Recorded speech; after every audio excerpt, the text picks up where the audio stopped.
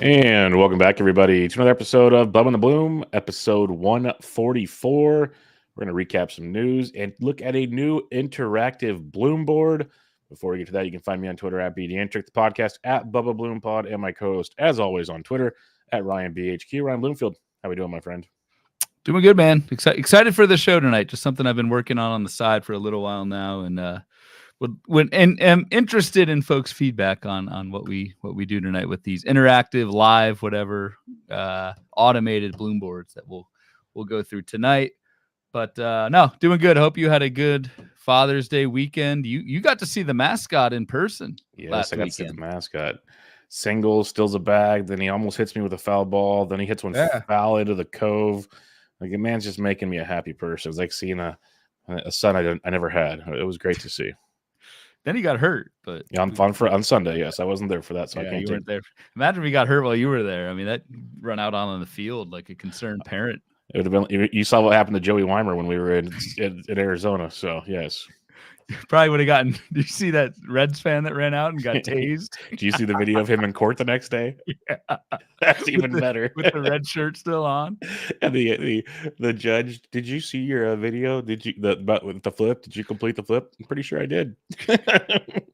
I wouldn't want to try you see do a backflip out there, but no. Let's just say I would not attempt that because I'd be going on the IL with Rengifo probably.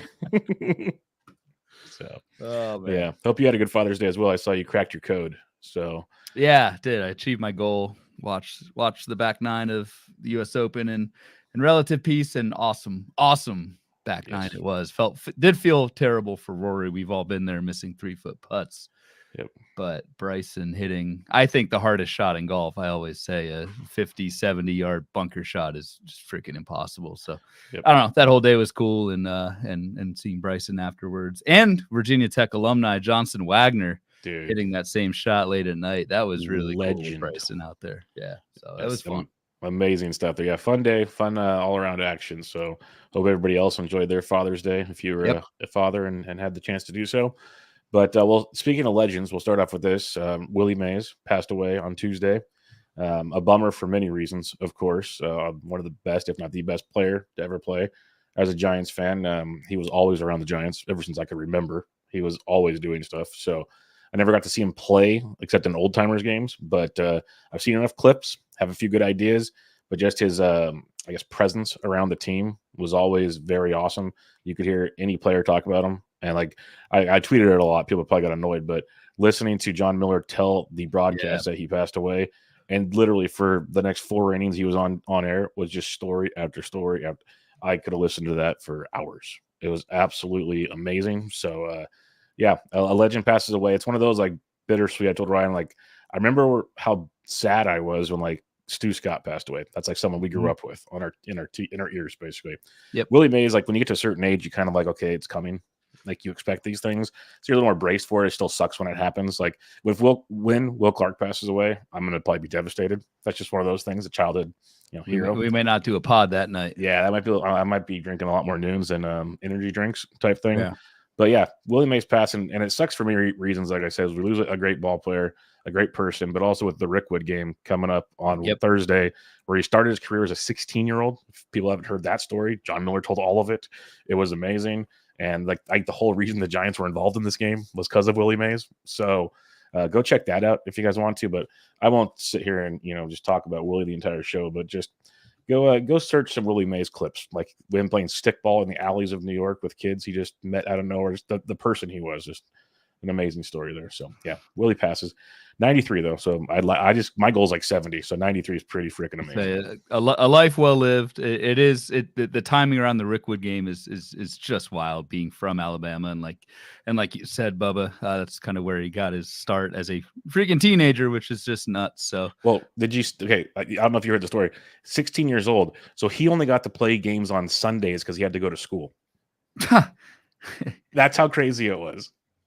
And now my T-ballers play during the week, but yeah, it's I'm telling you, people go look up the story. When John was telling the story about the whole 16-year-old playing there, I'm like, oh my God, that is just wild. I do need to try and go back and listen to that John Miller. I wasn't listening tonight, but I'm sure he was just filled with stories. So dude, he's the best. He's the best. But yeah, so go check that out, people. You won't regret it. I promise you on that one. We'll talk about some other news, though. And as usual, when we talk news, injuries is how this is going to go down, unfortunately. So we'll start over the last few days. There's been a slew of people getting hit on the hands by pitches, Ryan. It's been going on all season. We've seen many people, like CES is going to miss the entire rest of the year, likely because of it, and many other players. But we had some big names. Mookie Betts, fractured hand, going to miss 6 to 8 weeks, it's looking like.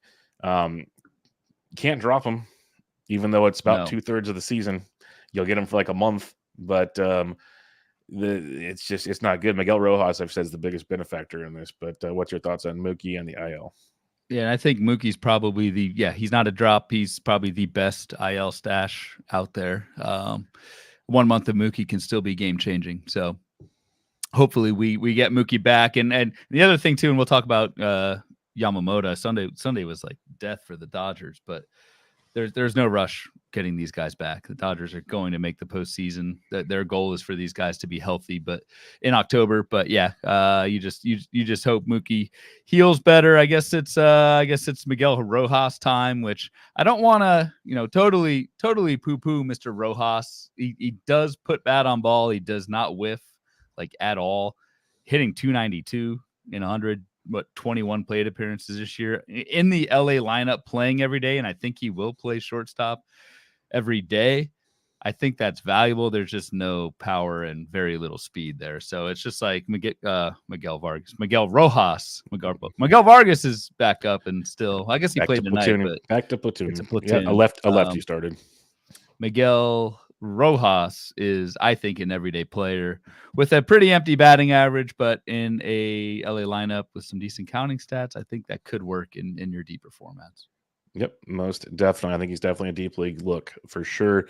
You mentioned Yoshinobu Yamamoto. This was a weird one because the first thing is he goes on the IL with like a sore, I can't remember what it was at the time, like a sore full like triceps. I think sore triceps. And then the next day, like I would have taken sore triceps at this point. They said it was a rotator cuff injury. He's going to be shut down for a few weeks from throwing. Like you said, they're not rushing him back. They want him for the fall.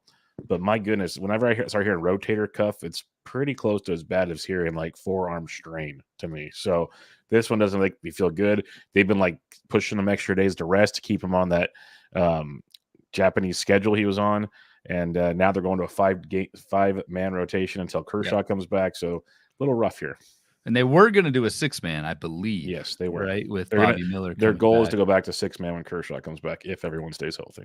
Yeah, which makes sense. I'm also holding on to Yamamoto at least for a little while just to see what the actual prognosis is, because he was awesome this year as well. It's actually interesting. I just kind of looked up. You had a tweet, Bubba, Sunday night about like some inactivity in Fab, and it's just interesting. I looked up Yoshi and Mookie Betts. Yamamoto still starting in 11% of OCs, 12 teamers in the NFBC, and Mookie Betts, I think it's almost 20%, 17% in 12 teamers in the NFBC. Mookie Betts is still starting, so we're starting to get to that that time of year where things are getting inactive. And for those of you listening to this podcast in mid-June, you are still with us, but just know that in Fab you can probably start to lower your bids a little bit because there isn't as much competition, at least in some of these more non-super high stakes leagues. Yeah, like I stashed Josh Young without a runner-up bid, stuff like that. But where he went for like 120 in one league, I got him for 33 with no runner-up. It's getting a little wild in some of these boys. So get ready. Well, I think we can all officially agree now it is time to drop Anthony Rizzo. We've been kind of toying around with yes, drop him, don't drop him, yes, drop him, don't drop him. And this is where it sucks. I made my tweet about the Fab, and I did my first run of Fab Friday night. I checked it at 4:00, and then I went to the movies with my daughter to watch Inside Out 2.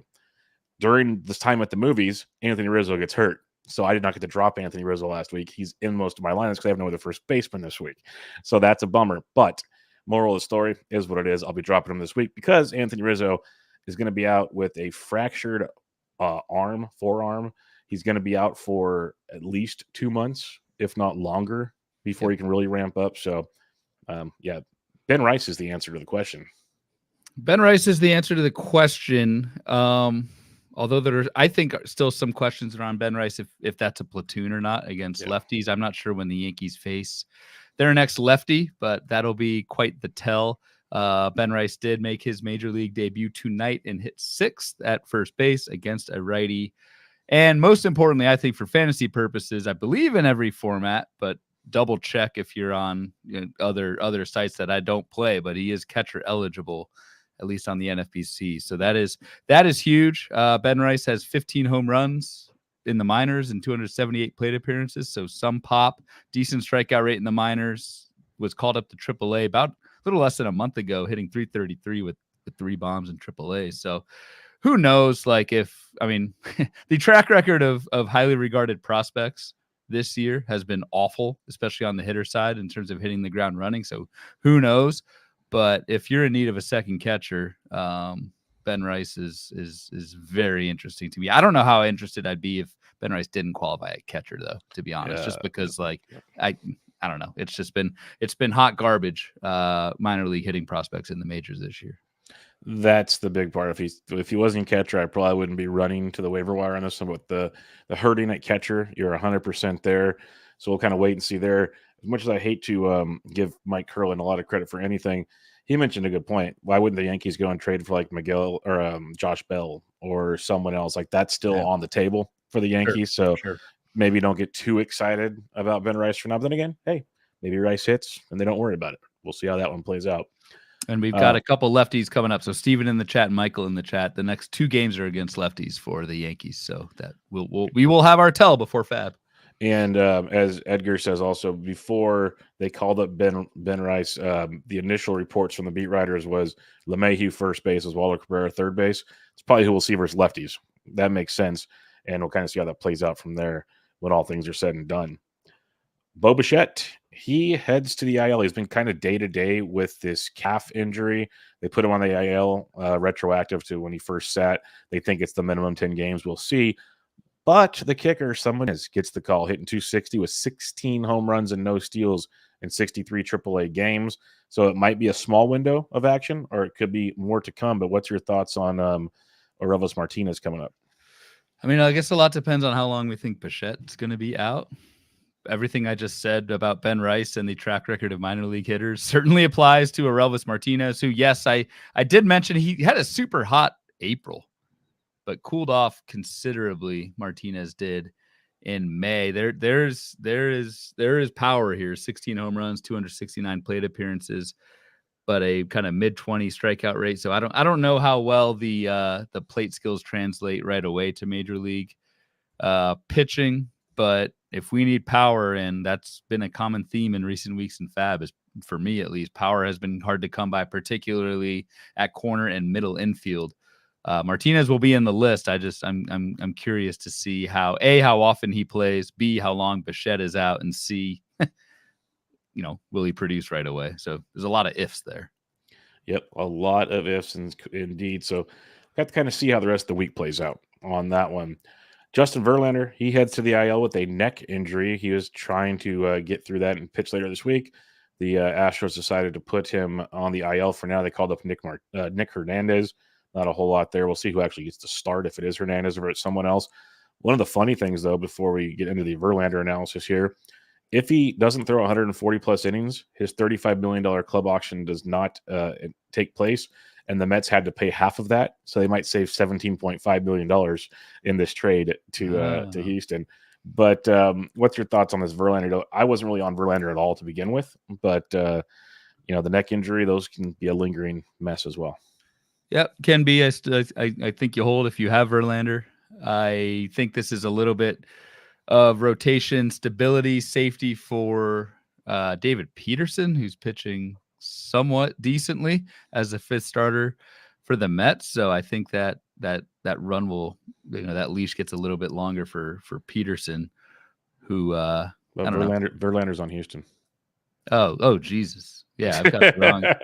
You said I screwed Mets, you up with the Mets. I screwed you up with the Mets. No, the Astros. Oh, my bad. Yeah, you're right. The Astros have Christian Javier out. They have Urquidy out. They are hurting all over the place. It gives Arrighetti a much longer. It gives Arrighetti. Yes, you're right. Do you want that leash though? Arrighetti got torched his last time. Yeah, I picked him up this week, so we're good. Oh, ooh, sorry. Yep, that's all good. But yeah, it's a mess there in Houston. I expect them to be active on the trade market here pretty quickly. Yep. Couple bit of good news, kind of. First, bad news part: Aaron Judge leaves the game after getting hit on the hand, and I'm thinking, great, because they're all X-rays are negative. Ryan, what have we learned on this show about X-rays and broken bones? We need the other scans. So he had a CT scan already. They said that was negative. I'm still waiting because you need swelling to disappear to be able to see things a lot clearer. They said he still has to meet with the team's surgeon on Tuesday to have him check it out, or Wednesday, I mean. So we're not completely out of the woods yet, but the initial stuff is pretty good at least. The initial stuff is good at least, so we just hope, because what was happening immediately in everyone's minds was Mookie Betts 2.0, and certainly don't wish that on Aaron Judge. I want to see him active as long as possible. So we'll see. We will see. And some more good news here, just for those that have not maybe seen. Garrett Cole will make his debut on Wednesday for the Yankees against the Orioles. So that's a fun one. Is officially announced on Tuesday. Max Scherzer will start on Saturday for the Texas Rangers. So he's back.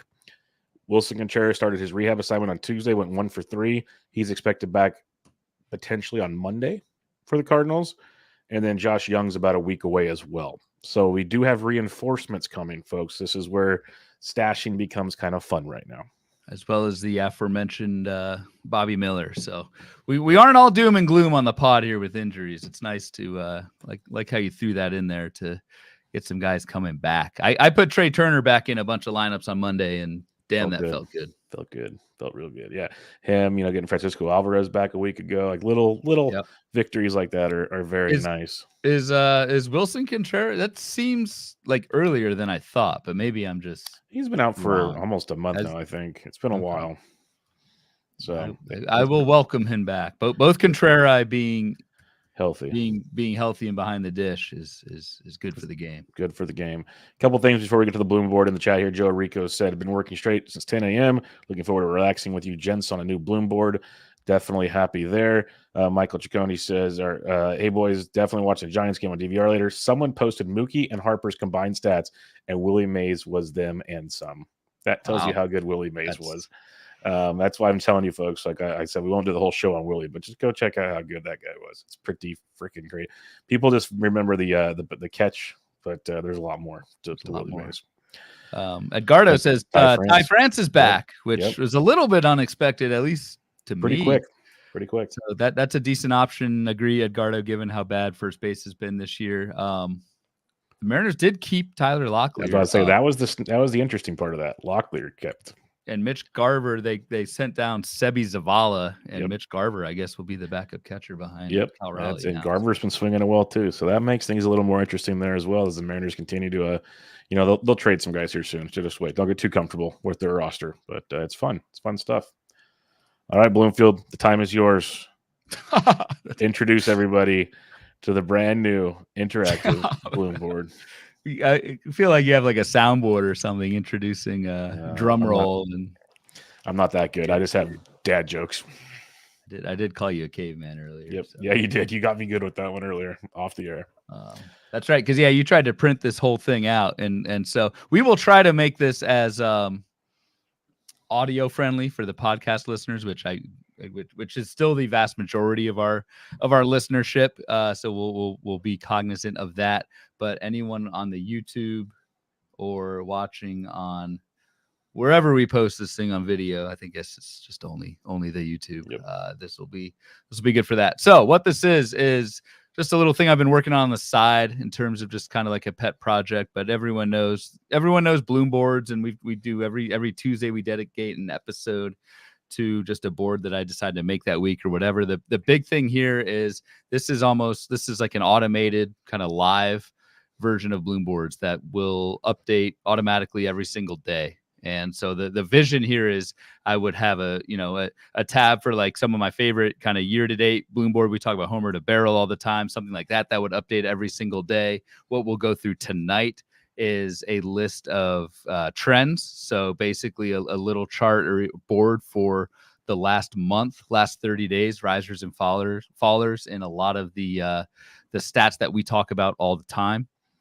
And then I've got a team-wide board, again, that we'll update every single day, every morning with a click of a button.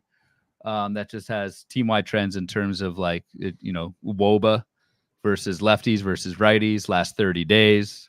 I've got stolen base aggressiveness on there. We'll talk about that in a little bit. But the point here is we'll talk about obviously we'll make this relevant to to listeners going forward with specific names that we'll talk about. But I'm also interested in just folks' feedback and other types of charts they'd like to see on here, things to add, things to remove, that sort of thing. So that's kind of the impetus behind this long-term plan, long-term vision, is to maybe make this available to folks who are keenly interested in such a thing, and just give you access to it and be able to kind of look at the boards yourself. They're fresh, they're out every day and updated automatically, and make decisions that way. So anyway, that's a longer term thing, but for tonight, we'll just kind of talk through some of the charts. As Michael C says, Ryan is the Picasso of Python. I have no idea if he uses it, but alliteration. This is all yes, quick behind the scenes. This is all done automatically through Python, grabbing StatCast data for every single pitch, every single game, all season, and running code to calculate this stuff and all that. So it's fun, man. Edgardo says this is crazy. Nicely done. So get you some kudos there. Let's do it. Let's start talking last 30 days here, and we'll start with we'll open up with our go-to, the K to walk percentage.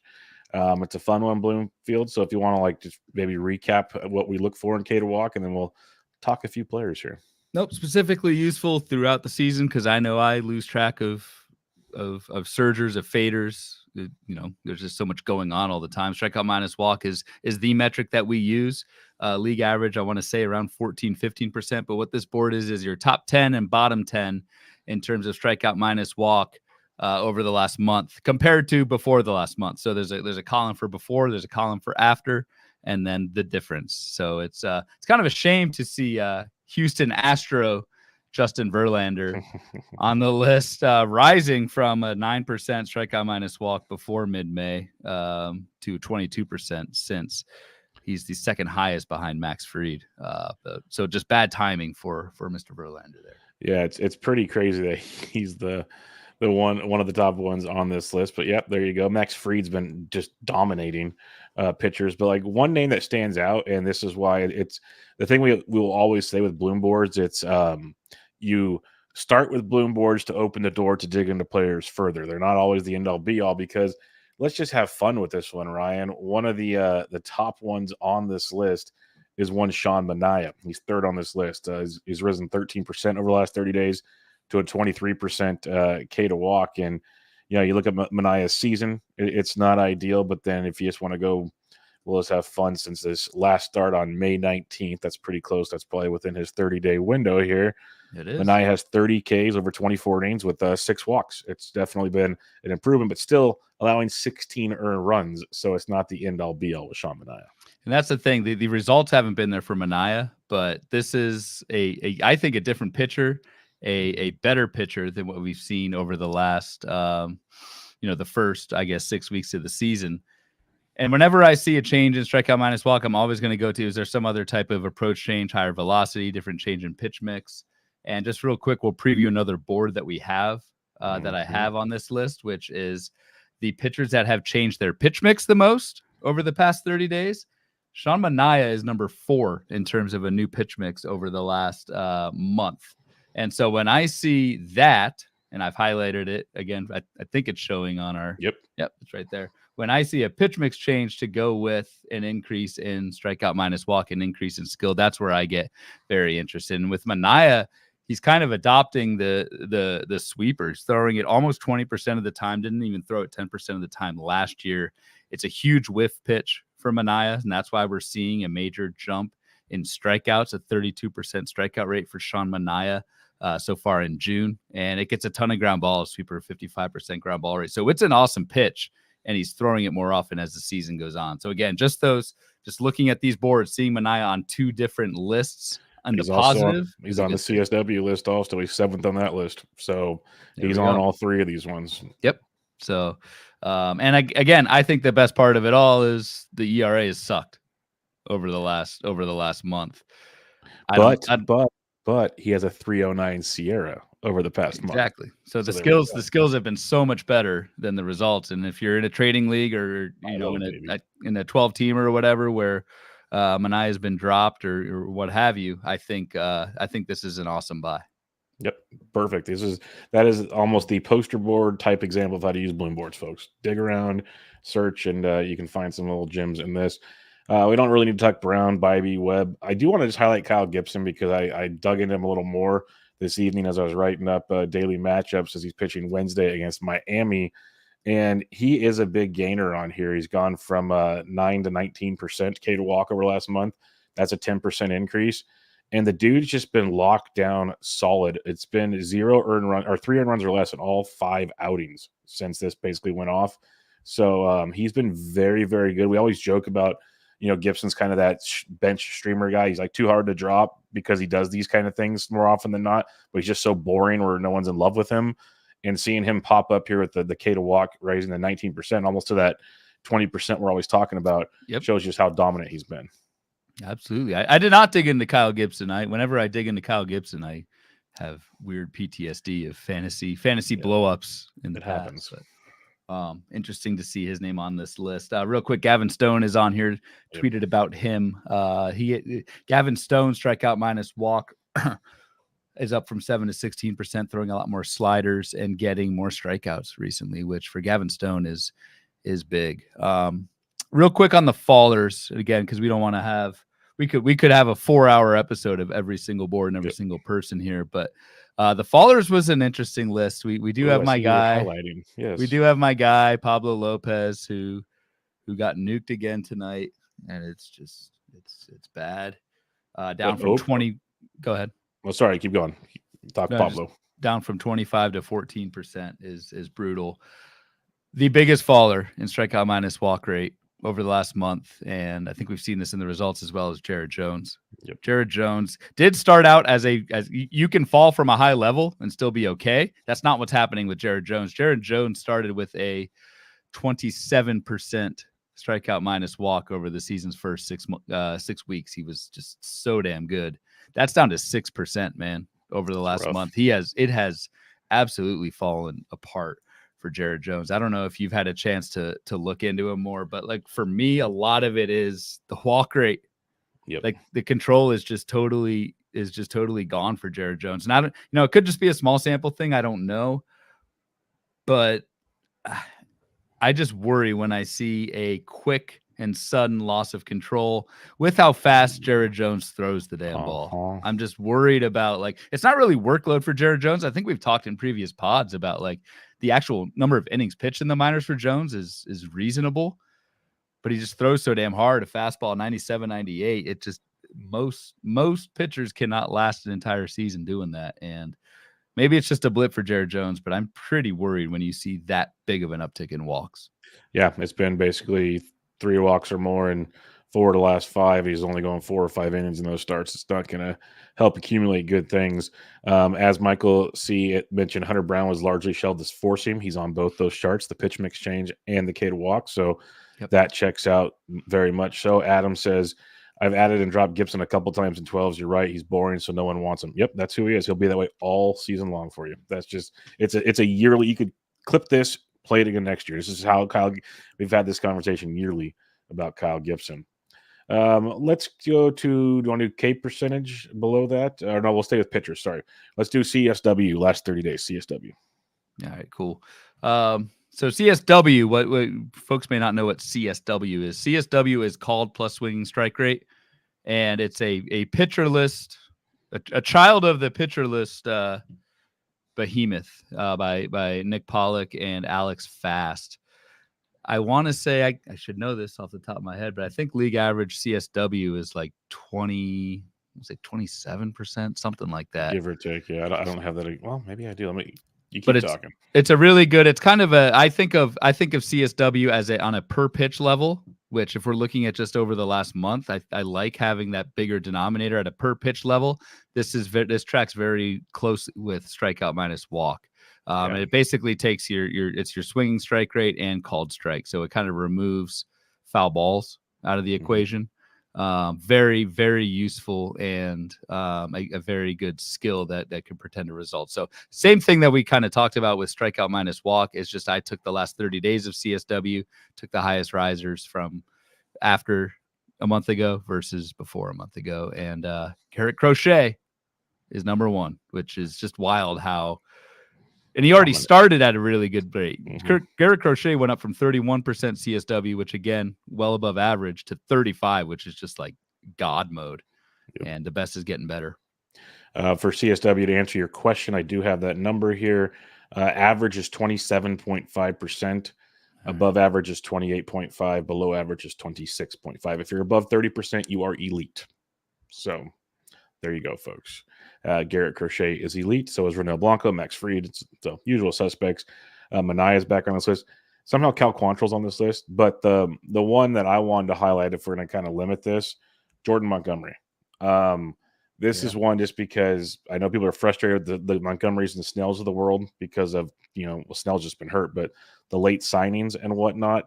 But if you look at Montgomery, 3 of the last 5, 3 runs or less, but his last 2 starts, more importantly, 3 earned runs over 10 2/3. He's got 10 Ks over that run, and he's starting to look a little more like the Jomo of old. And I think there might be an opportunity, because you got to remember he missed all of spring training. This is a dude that it might be time to start realizing we're going to see a little more of the Jomo of the past. At least I'm trying to be optimistic in that sense. And this CSW increase could be a little helpful indication of that. And that's something that a BLOOMBOARD will never capture, is that context of Montgomery signing late, getting basically no start in spring training. And now we're starting to see a little bit of improvement in the skill. The one kind of pushback I'll give so far is the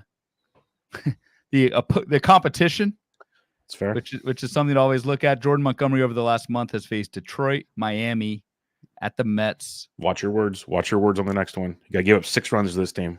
Versus your San Francisco Giants, who obliterate lefties. They crush lefties. So that's actually a tough matchup for Jordan Montgomery. But then the last 2 are the Angels and the White Sox. So that's fair.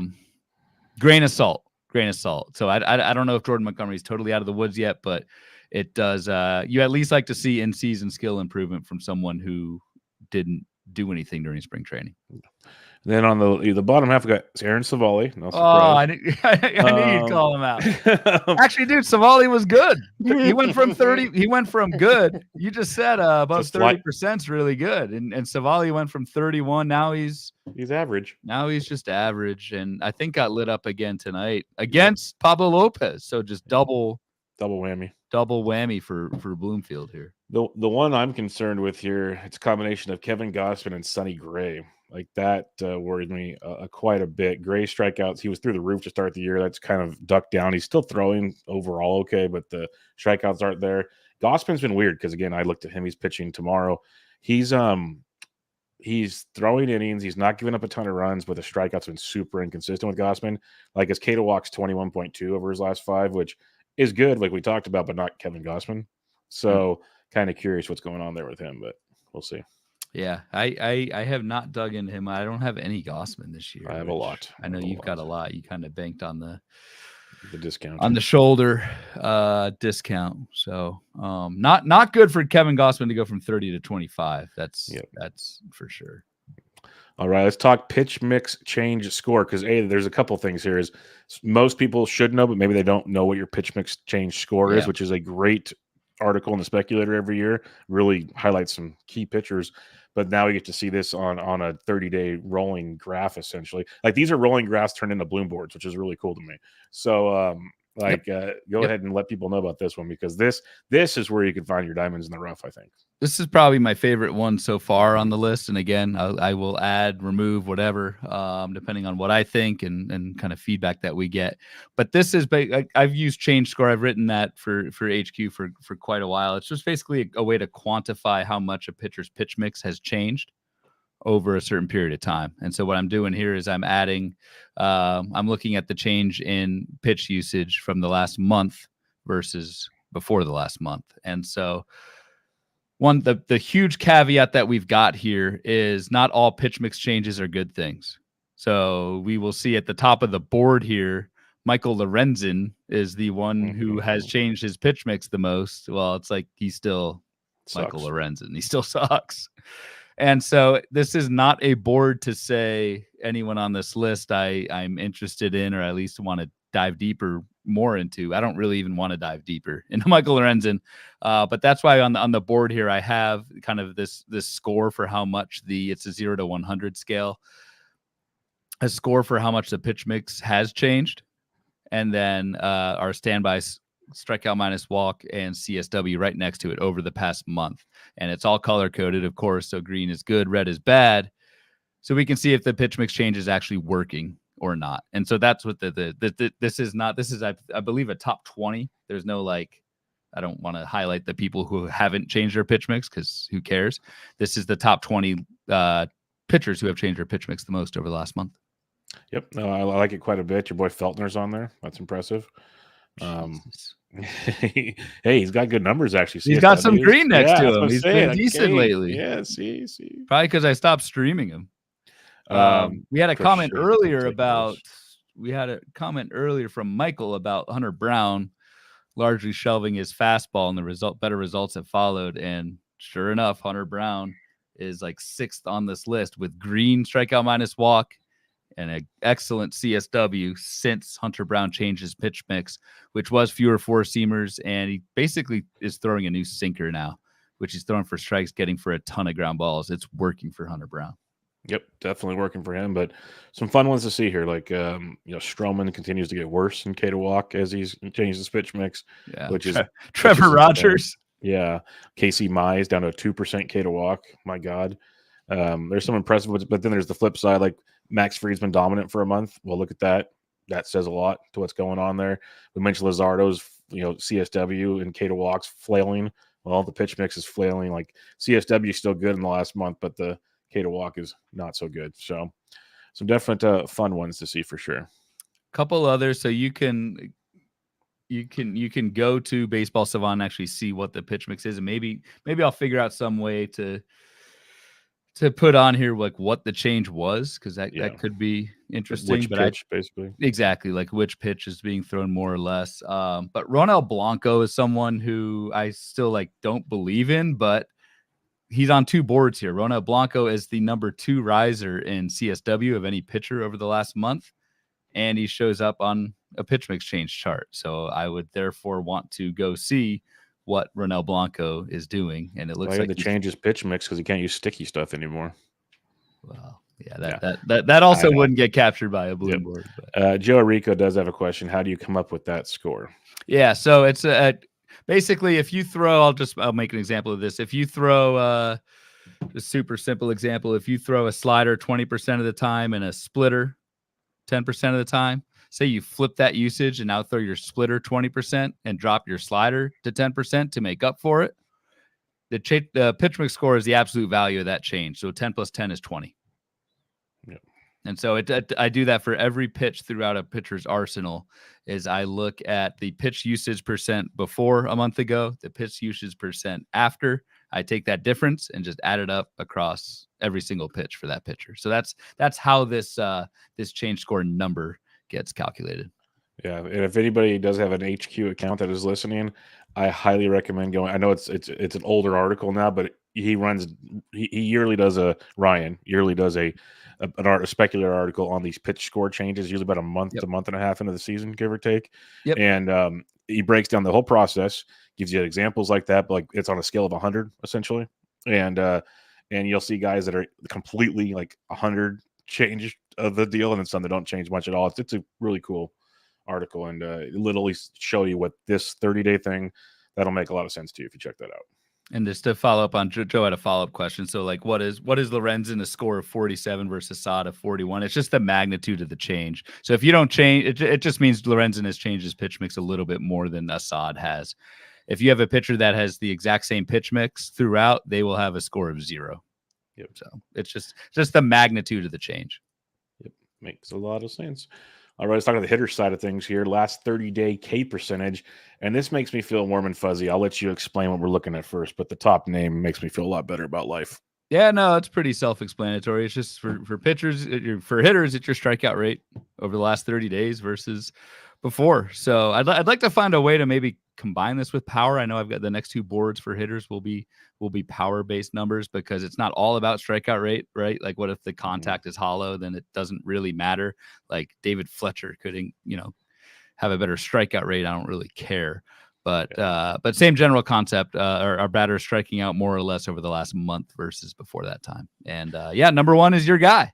Yep. Randy Arozarena hit home run number 10 on Tuesday, which is great because he's going to go 2020 while hitting 220. It was off Pablo Lopez, so does it really count? Grain of salt. Dude's hitting $179 this year with 10 homers and 7 steals. My God, he's killing teams. My teams. But that's a rough one. But it is good to see the improvements because he has improved over like the last month. If you were to do splits or whatever, he's definitely looking like a better player, and the K percentage increase does make a lot of sense. But like Zach Neto, he's a great one on this because he is just on fire. David Fry's on this list. Jared Kelenic, who's now leading off, hitting well. There's some other guys, like you mentioned, might not be the end-all be-all, but there are some really good names there. Zach Neto, that's someone who I didn't really look at before, but Zach Neto is super interesting to me, and I think a player we should talk about, because he's still young. This is Neto's second full season. He's only got, he's 23. He's got 550 career plate appearances in the big leagues. Like, I think it is super valuable to know that Zach Neto is striking out a lot less over the last month as he grows as a major league player, to go from a 28% strikeout rate, which is pretty bad, to 16%, which is bad on ball, which is a lot of contact. And for Zach Neto, it hasn't been hollow contact. Neto has 5 homers over the past month, 3 steals. We talked about Neto. We both like Neto a lot because of the power speed. Mm-hmm. But if he can knock down, I'm not going to say he hold a 16% strikeout rate the rest of the season, but if he can keep that in the low 20s with the power speed that Neto has as an age 23 sophomore in MLB, like, that's a really good sign for this guy. Yep, I'm with you. It's great. He's hit 10 homers, 9 steals on the season. He was way late in drafts. It's a big one there for Zach Neto. So you want to see those gains. It's been pretty nice. Michael in the chat says for Neto, the last 3 weeks, 12% barrel rate, 48% hard hit rate. So again, to have the hard contact with the improvement in strikeout rate for someone that young is awesome. Some of the fallers here, Reese's Pieces is struggling quite a bit. But to see like Corey Lee, like you mentioned it on the last Fat Show, how he's been quieting down. I agree. Actually, I think I dropped him for Wilson Contreras in a league this past week. That stands out there. And then the Joe Adell one, I actually wrote him up as a faller this week in an article. The Joe Adell we saw for about a month, we were all excited. The K increases. Man, like you look at the strikeouts on here on this board, then you go look at his O swing, his contact rates, his swinging. It's brutal right now for Joe Adell, and it's looking a lot more like that other player we saw in previous seasons. Yes, and if you're not keeping up with Joe Adell, like say you don't watch many Angels games, everyone got so excited about Adell, and you think he's breaking out again. This is that post-type guy. Dude, a 41% strikeout rate over the last month is just terrible. So Joe Adell has the highest jump in strikeout rate of any pitcher. I forget what minimum plate appearances I have on this, but of any hitter in baseball over the last month. And dude, he's hitting 116 over the last month, a 172 OBP. It's bad. It's real bad. He's still getting playing time because they're trying to trade him. Like there's still rumors out there that he's a high target because there are teams needing outfielders right now. But it's pretty rough out there. We got a Rhys Hoskins. Yep. Shout out. Rhys Hoskins shows up on this list. Strikeout rate has jumped from 21 to 32%. It's bad over the last month. And it's not only just the strikeout rate, but unlike Neto, the hard contact has not been there for Rhys. 1 home run over his last 50 plate appearances is real bad. Almost like he might still be hurt, it feels like. Yep. Again, so context that a board would not pick up is, a lot of this is Rhys Hoskins post-IL stint. But again, this is why you see the stat, you dig in after that. Little things like that. All right, let's talk about this one. I'm really looking forward to this because I mentioned I like the new stat on StatCast of EV90. I like to do more work with this to kind of get a feel for it. So I'll let you have the floor here to explain what we're looking at here on this last 30 days EV90. All right. So what this is basically your 90th percentile exit velocity. So we hear a lot. You hear a lot, folks listening. You probably hear a lot about average exit velocity. right? That's the most common way to measure how hard someone hits the ball. That's your 50th percentile. Average is 50th percentile. And then we've had boards on here before about max exit velocity. What's the hardest you've hit a ball this year? I like to kind of use not the in between. I like to go up to like 90th percentile. So say you put 100 balls in play over the month. What your 90th percentile exit velocity will be the 90th hardest hit ball that you hit. So it's not a measure of just, one fluke. Like my biggest thing with max exit velocity, it's just one batted ball that you might have just crushed one time, and you can get some kind of fluky outliers that way. But by looking at the 90th percentile, you kind of flush out some of those outliers, yet you still, I think, get a good idea of power potential for some of these guys. And I think that's why my guy is number one on this list, O'Neal Cruz, with 116 mile an hour exit velocity for your 90th percentile. That means O'Neal Cruz, like 10% of his batted balls are harder than that. Like that's really, that power is crazy. We won't talk about the strikeout rate. But. Yeah, we should play like a contact rate and a strikeout rate with this, but I'm just kidding on that one. But yes, O'Neal sees ball, hits ball hard. What's really crazy is how's Ellie De La Cruz not on this list? That's one that stands out to me. Yeah. If O'Neal's on this, I guess that actually tells me it's a change. So Ellie, over the last 30, he has slumped in the last 30 days. Yep. So it's your baseline from the first 6 weeks versus the last month. So Ellie may continually be hitting. I know he's not, but he may be continually hitting the ball hard. So that there's no change over the last month. It's not going to show up on this list, and that's why I think like I will probably end up adding another tab to this, which is like year to date. Yep. Because you do want to acknowledge guys who consistently hit the ball hard. They're not going to show up on these risers and fallers lists. So. Yeah. Yep. I'm with you. If you make a large chart, it's like last 30, last 60, last 90. So you have like an idea of like almost how they're doing, but that gets a lot going on there. I did want to mention Lane Thomas here though, because we talked about him on a recent board about how the power wasn't coming around. He did hit 3 home runs over the weekend, which was nice, but he's seeing that jump to 107 over the last 30 days, which is promising because now he's combining the power with the speed. He has 5 homers and 5 steals over the last month. So he's back to the Lane Thomas we were kind of hoping to see now that he's kind of getting healthy and the production showing up. And Lane Thomas is doing it with a strikeout rate that's pretty much even over throughout the season. So he's not just selling out for this uptick in power. And like you said, Bubba, he's still running on a Washington team. We'll get to this in a little bit on our team level board on a Washington team that just runs wild. So I agree. I feel like Lane Thomas, the missing piece so far this year for him, injury notwithstanding, was the lack of power. He has certainly taken that up a notch over the last month with a jump from 102 to 107 for his 90th percentile. It's really good. On the faller side of things, Varito, that's kind of been expected with all the lack of production of late. But I'll be the guy. I've given you a lot. Ryan Jeffers. Yeah, your boy's on here. It's a struggle bus. Besides platooning with, I can't remember who the backup catcher is now because he shouldn't be playing this much. Christian Vasquez. Yeah, Christian Vasquez. He's platooning Christian Vasquez, and the production's just drowning out with Ryan Jeffers. So it's showcasing on this board. It shows up that the EV is dropping tremendously. And that's some of these with the valuable information to know with these fallers is maybe it helps us get away from the Gene Segura All-Stars a little bit earlier. Right. So like I still think of Ryan Jeffers without knowing this list or whatever. I still think of Ryan Jeffers as someone who is just mashing and having a breakout season. Has not been the case over the last month. And I think Curlin had that famous Curlin dropped him. Yep. In a 15-teamer because he had some other options. And so like at first you're like, whoa, what the hell? Yep. Why would you do that? This Jeffers' place on this board is probably a reason why. Yep, definitely stands out. So there's some fun ones there. Some I know Britton Doyle's been battling a knee injury again, so it's context, but it gets you to dive in. And I see you highlighted a guy. Would you like to talk about him? I just highlighted Justin Turner. It's just like this. I don't know. He did homer this week, so maybe there's a turnaround there. But this does kind of seem like someone who is in the twilight of their career, unfortunately. Yeah. Michael C in the chat has a Wyatt Langford comment. Langford hit his first real home run today. Yeah. That's right, because Langford's first one was inside the Parker. But Wyatt Langford is on this list.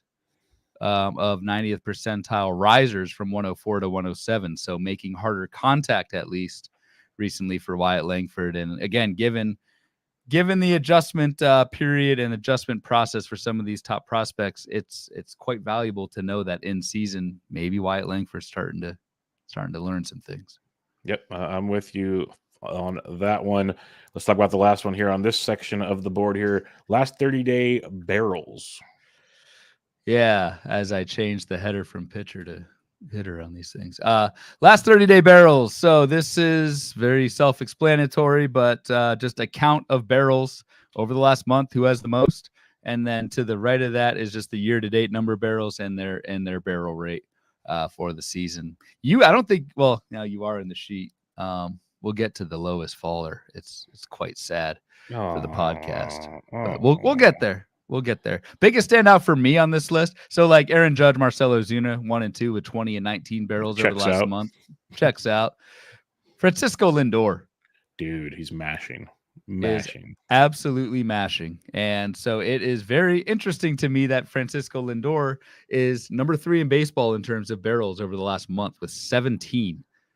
So 17, and he only has 30 all year. So I say only, but 17 of Francisco Lindor's 30 barrels have come in the last month, and he's up to a 13% barrel rate, and just it looks like the second rounder that we hope for. All the discussion of, wow, Ellie De La Cruz is blowing Lindor out of the water. Well, over the last month alone, Lindor's 313, 5 homers, 5 stolen bases, 21 runs scored. The that forgotten stat people don't talk about, 15 RBIs. He's beasting out. So yep. I'm with you. The seeing the Lindor production's been great to see. The other one I want to highlight is Anthony Santander. Dude hit his 18th home run of the year on Tuesday. Yep. Wow. Yeah. Really? I know he has been straight fire. I'll pull up his overall past month, but he hit his 18th home run of the year on Tuesday. And it's a guy I know many of us talked about late in drafts. It's a power source, but you don't know how the overall production is going to play out, like with batting average and this, that, and the other. But if you look at the last month, because on the season he's hitting 231. On the last month, Santander's hitting 248, not counting tonight. He entered tonight with already 10 home runs over the last month, and he's striking out 18.5% of the time. So he is producing at a very, very high level. And what I would like to say is the best offense maybe outside of the Yankees in baseball right now, if not the best offense in baseball. So he's balling. Yeah, I did not know he had that many home runs. That's wild. So good call out there. I like to see JD Martinez on this list. Kind of got off to a slow start for someone who he signed late, right? Yeah, he missed spring training. He missed spring training, and he needed like 3 weeks to ramp up. So that makes sense. That makes sense. JD's up to a 20% or 19% barrel rate for the year. That'll play. And then your boy Elliott, dude. I saw he hit a jack when I was there. I was so happy. It was literally, I looked at my daughter, okay, and people probably don't care. I looked there, I said, watch this guy. He's going to be really good. They need to lock him up long term. Like 2 pitches later, I was like, you got to be kidding me right now. Then she got terrified because I told you the story of the last time we were there, and a guy hit a home run, and I threw her in the air, and she got scared. So I didn't do that this time. But, it was pretty perfect timing, right on target. Adam in the chat says, any particular reason why you chose 1 month of the data sample just for simplicity? Yeah, mostly just for simplicity, but I think it's also, there's always a balance between you want to get recent trends, but you also don't want to overreact to small samples. So I thought about doing like 3 weeks with this, but mostly just for simplicity. There's never a perfect, there's never a perfect cutoff or never a perfect date that's like, that works for everything. So simplicity mostly. I know, like in my content is like daily matchups, and others I use 30 days because it feels like baseball to me at least, is a kind of an up and down streaky situation. So you don't want to go too large, but you don't want to go too small. So you kind of get a little bit of both in a full 30 days, it feels like. And that's I'm with you on that one as well. I could be wrong. That's the caveman in me. Fallers on this list, though, we'll go right to him. You said Luis Regifo's down here. I'm going to go cry in the corner. I'll let you talk about this. He's still hitting for a great average and stealing bases, though. Yeah, we'll still give our guy credit for that. And I think, you said you saw him hit. Dude, he hit a towering foul ball. Oh, man. Which does not count as a barrel. Foul balls are not barrels. So that would be 2 for our guy, for the mascot. Yep. So you're saying there's a chance, is the way I see this one playing out. Maikel Garcia is an interesting one. Him and Jeremy Pena. Pena's seeing a lot more ground balls now. That could be cutting into the barrel situation. Yeah, Maikel Garcia is one who's just total roller coaster year. Like, wasn't he? He was one of the best hitters in baseball like the first couple of weeks of the season, then did nothing, but then got hot again, and now Maikel Garcia has 0 home runs over the last month because, sure enough, he only has 2 barrels. So that's not great. But like Rengifo, still running.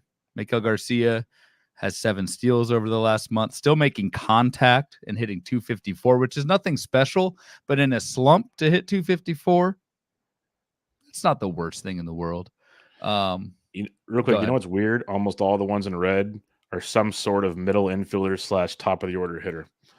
That is really odd to see. For this one, I did set, and I'll probably spell this out once this is a little more polished. I think this is 100 plate appearances over the last month. So try to set a playing time floor because obviously if you don't play much, you're not going to have as many barrels. Good point. Anthony Volpe is one who is on this list with just 2 barrels over the last month. I looked up Volpe because I had a Twitter question about him or Corbin Carroll in Dynasty. Oof. And I was like, well, damn. Anthony Volpe's been like really good this year. And then I looked at Anthony Volpe and he was good for a month. Well, maybe 2 months. He's still like been okay. He's going the way of Rengifo right now. Yeah, it's been down lately for Volpe. And again, like nothing, I mean, that's not really shade thrown. The guy is 23 years old, but it's just a reminder of I just had this perception of Volpe is kind of breaking out his age 23 season. He quietly has kind of slowed down a little bit, at least in the power department over the last month. What's he doing? Yeah, no homers over the last 31 days, but hitting 260 with 6 steals. So the speed for Volpe will always kind of carry him. He's going to score a ton of runs leading off for that lineup too.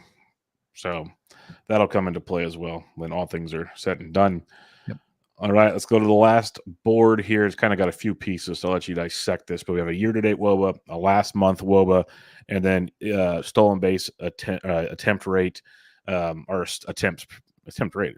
I think our attempts total. My bad. Yeah, total. Total. A team by team breakdown here. So we did individual pitchers, individual hitters.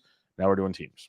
Yeah, and eventually this will probably be on its own separate tab, a team tab, just so you can kind of see team level stuff. But I mean, we talk about all the time our Thursday show and, streaming hitters and looking at matchups and that sort of thing. And I know for DFS and for the work that you do, Bubba, you're looking at last month trends for a team for streaming pitchers like all the time. So what this is basically for every single team, I've got their year-to-date team WOBA, and I'll explain WOBA in just a sec. But for the year, and then split out lefty righty, but then also over the last month total, and then lefty righty. WOBA, for those that don't know, is weighted on base average, and it's so we use for the Thursday show, we use WRC plus, which is very similar to WOBA. It's just scaled on 100, and it's I guess it adjusts for park and league context and that sort of thing. The reason I had a couple questions, one in the chat and earlier from Twitter, about why I use WOBA over WRC plus. The simple answer is WRC plus is like impossible to calculate. And so I'm calculating all this stuff, not by hand, but my code is. WOBA is quite easy to calculate. It's basically a walk is worth this much, a single is worth this much, a double is worth this much, a homer's worth this much, and you add it all up and get an average WOBA. So that's what this is. You really, the thing with these boards, you don't really even need to know what a good or bad WOBA is if you don't want to, because it is all color coded. And I think we all know that green is good and red is bad. So I think it's just interesting to be able to look at year to date, compare it with last month, because there are some interesting differences. And this thing is sortable, so I could sort by the worst team in baseball, which I just learned something. The worst team in baseball over the last month in terms of WOBA, worse than the Marlins, is the Texas Rangers. Yep. Like, I didn't know that. Yep. And especially against right-handed pitching, that's a dark red 261 WOBA against righties for the Texas Rangers. I don't know. I didn't know that. Just as you have it sorted there, though, it's fun. Like, overall, the A's are the 5th worst, but they're one of the best versus lefties. So they're just so horrible versus righties. So it's like the old, even with when the you're White setting, Sox. Yeah, they're improving. That's where Andrew Vaughn, Lou Bob, those guys are helping a ton in that direction. It's just fun to see that. That's why when I do my work, you mentioned I look for lefties versus righties. I do a lot of that. Like you mentioned the Giants down here, 386 Woba versus lefties, 296 versus righties. It's like polar opposites. Yep. So that's just this past month compared to year to date, like you were saying. So definitely fun ways to kind of mix and match and see how the cookies crumble on that one. Milwaukee is another interesting one. Just again, looking at this team wide, and really Milwaukee started super hot. 324 Wobo as a team, which is really good for the year. That's shaded green. But one of the worst teams over the last month. So they're just kind of cold right now. Best team over the last month, and this is fascinating to me, is the New York Mets. The Metropolitans have the best team WOBA of any team over the last month, and they are absolute nails against lefties. So which again, is just crazy. Yeah, it is. Well, because literally about a month and a half to 2 months ago, they were one of the worst versus lefties. That's how much they've turned it on of late. It's pretty impressive. Let's see what they're doing. Interesting to see the Baltimore Orioles over the last month have been awful against left-handed pitching. So and Nasty Nestor dealt on Tuesday night at home against them. Yep. So it's how you can find your edges once in a while. It doesn't work all the time because baseball's baseball, but you can find little, like you mentioned, like in my DFS world, which I know is where we differ on that subject. This is the kind of stuff I look for. Like if I'm going to take a chance in a tournament, like you could get low rostered guys when you see stuff like this. And I've thought about adding like home away. It's just always that balance between having so much numbers and colors on this thing. I just feel like lefty righty is more valuable. I'd rather, and the argument I'm going to give you could be the same for lefty righties, but home away is tough because the schedules are so different. And I know lefty righties are different pitchers, but at the same, you have a different, I don't know. I guess your team has a skill set versus lefties and righties. Facing certain teams on a certain schedule, that could be tremendously valuable, I think. So I don't know. I guess they kind of go tongue in cheek, but that's just the way I look at it. Last part of this board is stolen base attempts by team over the season. So if I sort this thing by stolen base attempts, we alluded to this earlier with Lane Thomas, but your Washington Nationals have attempted the most steals of any team. I knew they were running, didn't know it was quite to this extent. So they're followed by the Reds and Brewers as the only teams with over 100 stolen base attempts this year. Yeah, the Brewers, that's pretty impressive to see them still running the way they are.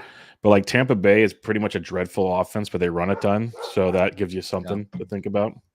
And it might be some of that, some of it's a grain of salt, but like I think Jose Caballero probably has half of those stolen base attempts. But I don't know. It was interesting to see the Rays be that high. I'm going to scroll down to the bottom here, which is super fascinating to me. We talked about Thairo Estrada's one stolen base all season.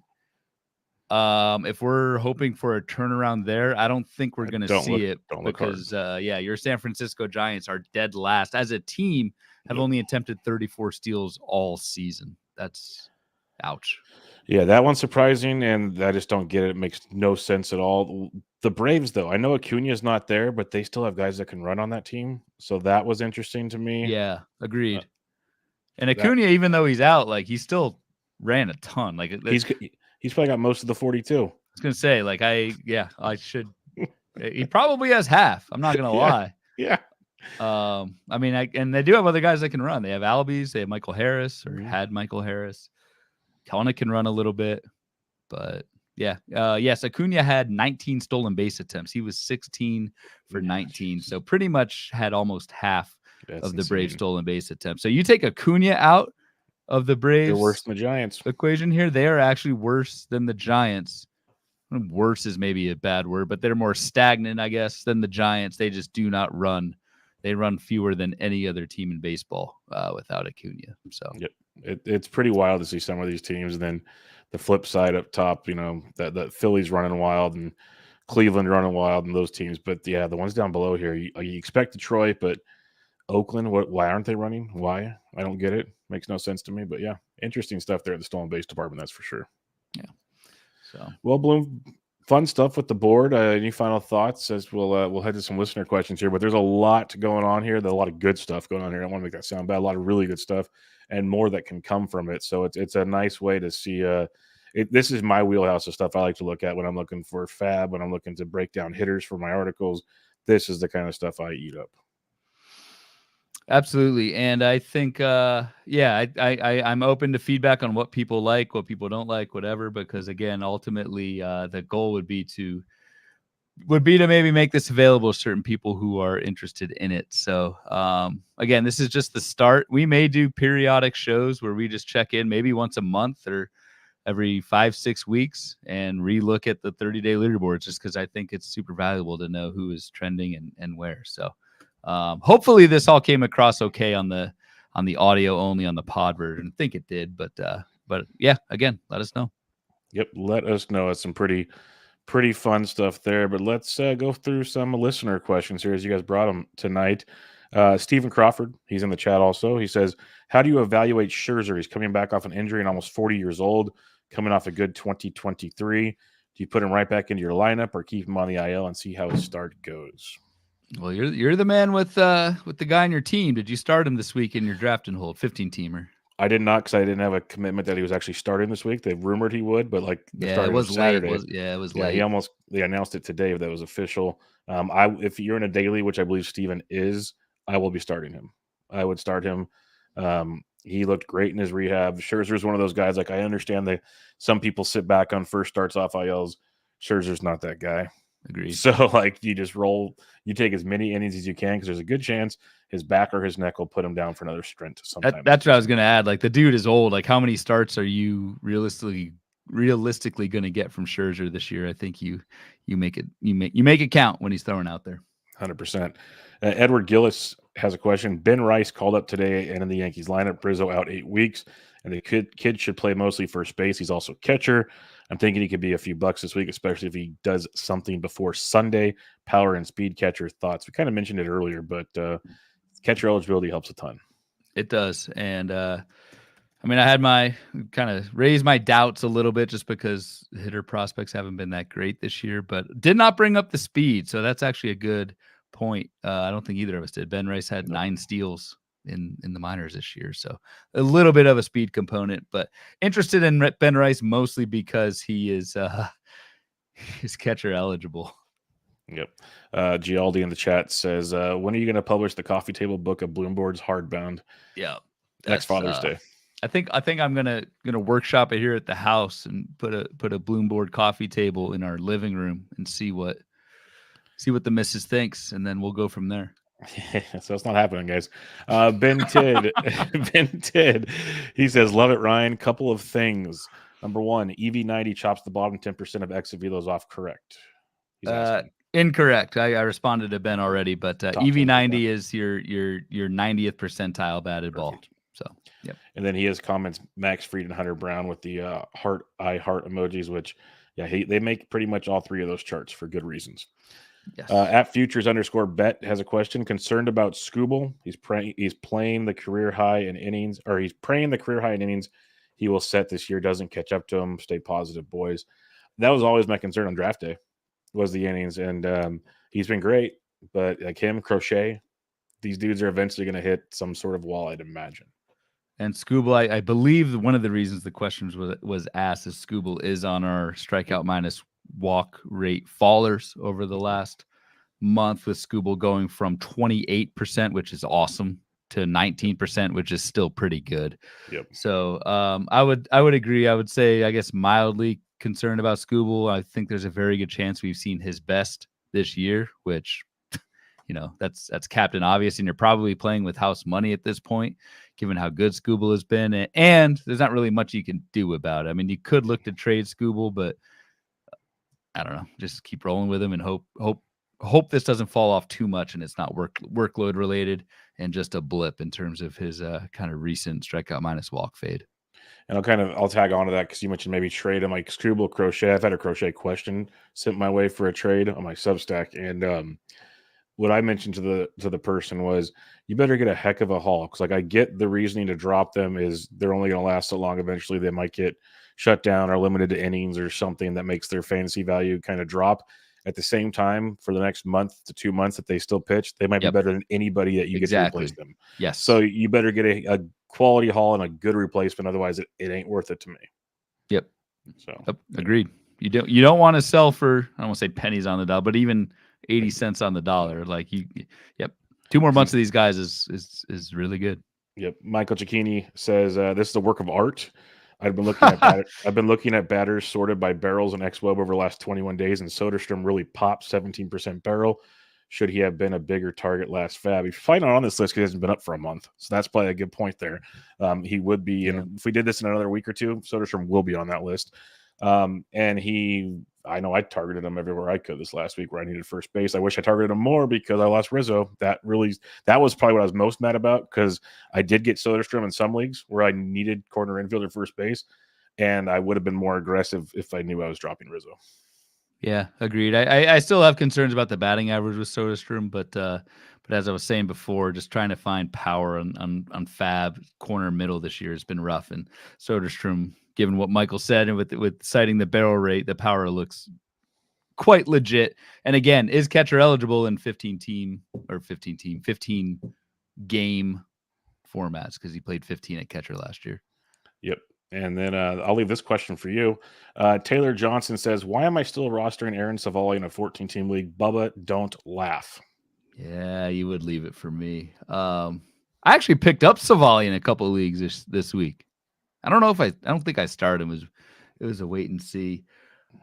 Savali is, as we mentioned earlier, gone from pretty good skills wise to just average skills wise, and the results haven't been there. In a 14-teamer, I could, as much as I hate to say it, I could see cutting him. This is not the Tampa Bay version of Savali that we saw last year with the major strikeout uptick and all that. This is a disappointment. Yep. Maybe he turns it around in the second half. We shall see. And then Call My Shot asked a question. You already answered it, but I'll just mention it. He said it looks fantastic, the boards. Is there any reason you chose Wobo over WRC Plus? You mentioned that, his understanding. He gives the whole logic behind it, which you already pretty much hit on. So yep, just easier to calculate. I'd prefer WRC Plus just because it's easy to know that 100 is league average, higher is better, lower is worse. But I don't have like a degree in mathematics, advanced mathematics. Like Ryan and I talk off the air a lot, and everyone knows the jokes about me being the caveman or all that kind of stuff. And I laugh. I'm like, man, this stuff's amazing. And Ryan's good at it. He loves doing it and everything. So I'm always like, just do what you can do, brother. Don't stress yourself out. Like, these are pretty dang awesome to begin with. So I thought the board was awesome. I love the interactive part of it. And like you said, I hope the listeners got something out of that too. So. And again, these are set up to be automatic and update every day. So every day you'll get some new numbers coming in from the last 30 days, and that's fun. I use them all the time just to keep my thumb on what's going on. So yeah, it's a great way to see the pros and cons. Like you said, that one list, perfect for the Gene Segura list. I think that makes a ton of sense for sure. So that kind of was final thoughts. Do you have any final thoughts on tonight's episode as we are going to be heading into week 14 Fab this Thursday evening? Back to the Fab grind on Thursday. I missed just because of Father's Day, and I was so ingrained in U.S. Open. There was so much stuff on Sunday that I missed, man. It was bad. Yeah, Sunday was a busy one. Sunday was very, very busy. Yeah. So, anyway, that's all I got. Is I feel like I'm better at analyzing and presenting this stuff, and then Sunday hits and life hits, and whatever. It's all good.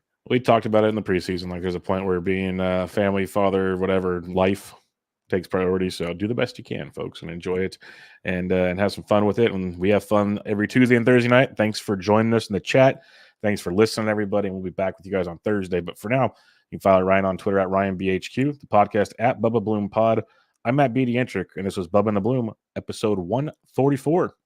Catch you all next time.